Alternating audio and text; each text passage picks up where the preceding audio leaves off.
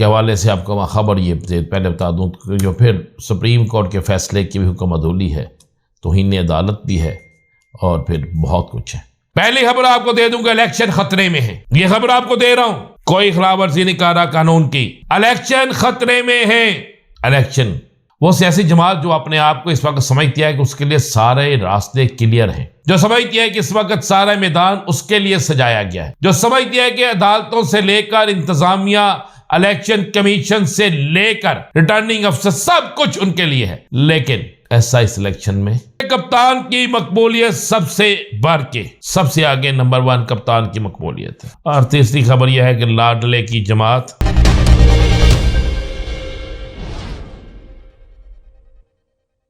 बिस्मिल्लाहिर्रहमानिर्रहीम, अस्सलातु वस्सलामु अलैका या सय्यदी या रसूल अल्लाह, अस्सलातु वस्सलामु अलैका या सय्यदी या हबीब अल्लाह। तमाम सुनने वालों को मेरा सलाम। मैं हूं राना अजीम और आप देख रहे हैं राना अजीम ऑफिशियल यूट्यूब चैनल और फेसबुक पेज। जिस तरह इलेक्शन का मुकाबला शुरू हो चुका है, जिस तरह इलेक्शन का मैदान सज चुका है, ठीक एक दिन के वक्फे के बाद आज इलेक्शन शेड्यूल अनाउंस हो जाए या एक दिन बाद, और अगर एक दिन बाद इलेक्शन शेड्यूल अनाउंस नहीं होता तो फिर इलेक्शन के हवाले से आपको वहाँ खबर ये पहले बता दूँ, जो फिर सुप्रीम कोर्ट के फैसले की भी हुक्म अदूली है, तौहीन अदालत भी है और फिर बहुत कुछ है। लेकिन हो सकता है जब आप मेरा व्लॉग देख रहे हो तो इलेक्शन कमीशन ऐलान कर चुका हो या ऐलान कर दे इलेक्शन शेड्यूल का।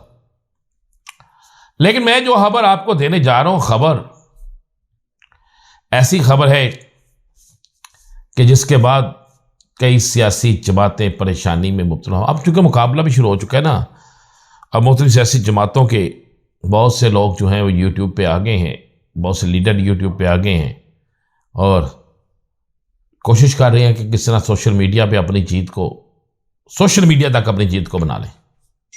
जबकि हम जो बात करते हैं वो सिर्फ सोशल मीडिया की बात नहीं होती, अवाम की, अवामी रद्द-ए-अमल की और अवाम की बात। अवाम क्या कहती है उस हवाले से हम आपको हकाइक सामने रखते हैं।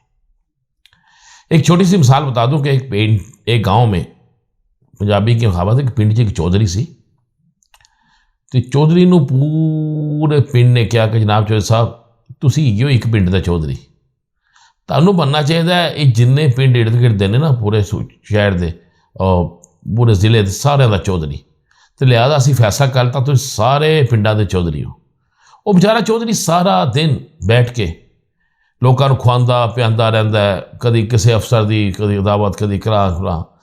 जिस वक्त इलेक्शन होने ने पता लगता है कि चौधरी साहब को अपने पिंड कोई वोट नहीं मिले और चौधरी साहब अपने वोट गिरन तो बाद कहते हैं एने तो मेरे सन, ए कौन की कर गया। आप समझ गए होंगे। तो ऐसा ही एक सियासी जमात के साथ होने जा रहा है।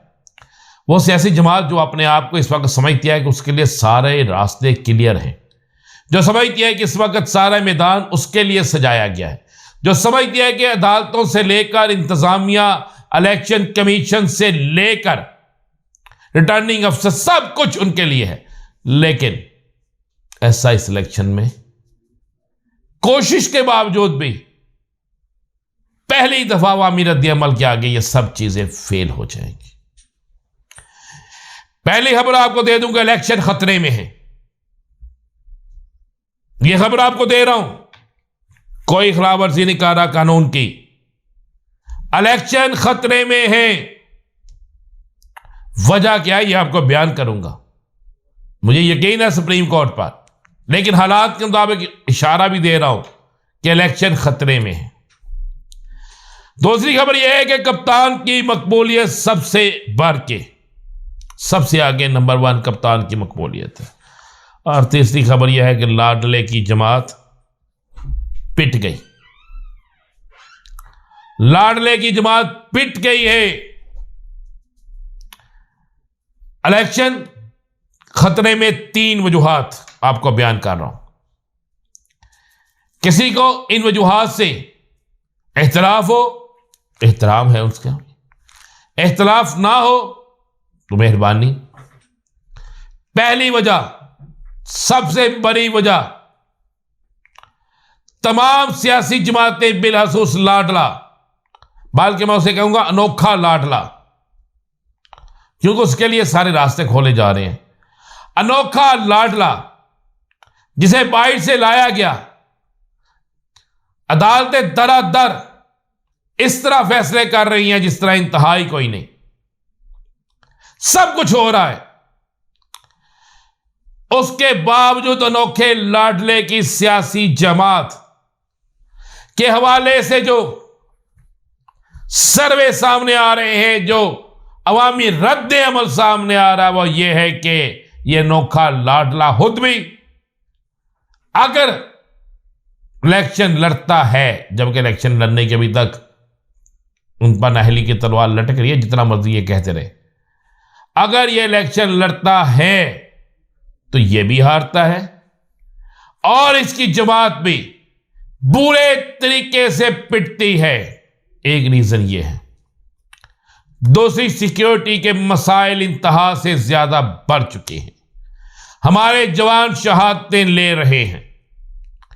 तीसरी आपको वजह देते हैं। तीसरी वजह यह है कि इमरान खान की मकबूलियत इस कदर बढ़ चुकी है, इस कदर उसका वोट बैंक बढ़ चुका है कि नून लीग के अहम तरीन सपोर्टर भी बरमला ये कहते हैं कि हम वोट पीटीआई के उम्मीदवार को देंगे, कप्तान के उम्मीदवार को देंगे, चाहे वो हमारे पास आए या ना आए, वोट उसको देंगे। ये तीन ऐसी वजूहात हैं जिसकी बिना पर इलेक्शन इंतहाई खतरे में है। बज़ाहिर शेड्यूल जारी, बज़ाहिर सब कुछ हो जाएगा, लेकिन आज जब आप 13 तारीख को, 13 दिसंबर को मेरा व्लॉग देख रहे होंगे, 13 दिसंबर के दिन को याद रखिएगा। और जब वाकई इलेक्शन आपको खतरे में नजर आएंगे, इलेक्शन लेट नजर आएंगे, तो फिर आप याद रखेंगे कि मैंने 13 दिसंबर को ही ये बता दिया था। कप्तान की मकबूलियत के हवाले से तमाम के तमाम जराए इस बात की तस्दीक कर चुके हैं कि जितना कप्तान के खिलाफ प्रोपेगेंडा किया जाता है, जितने उनके खिलाफ चीजें लाई जाती हैं, उतनी उनकी मजलूमियत और उतना ही ज्यादा उनका वोट बैंक बढ़ रहा है। और कप्तान की मकबूलियत कम होने की बजाय इस कदर बढ़ रही है कि जिसके आगे तमाम सियासी जमातें 0/0। और लाडले की जमात, लाडला जो है ना, लाडला आप समझ गए ना, अनोखा लाडला, प्यारा लाडला, लाडले की जमात के एक रहनुमा ने कल एक टीवी चैनल पे कहा कि हम, मतलब राजा रियाज साहब ने फरमाया कि हम 125 सीटें हासिल करेंगे पंजाब से। मैं आज खबर, पहले तो राजा रियाज के हल्के की खबर दे दूं, राजा रियाज साहब अपने हल्के से भी इलेक्शन नहीं जीतेंगे, और राजा रियाज साहब को अपने हल्के से जितने ज़्यादा वोटों की शिकस्त होगी उतनी शायद पूरे पंजाब में किसी उम्मीदवार को। एक तो ये बता दो। दूसरा, लाडले की जमात सबसे ज़्यादा नुकसान उसको होगा, जो सबसे ज़्यादा बुरे तरीके से जो पिटेगी, तो वो पंजाब में पिटेगी। यह खबर आप ज़हन में रखिएगा। और जब हालात इलेक्शन के, अगर इलेक्शन हुए, अगर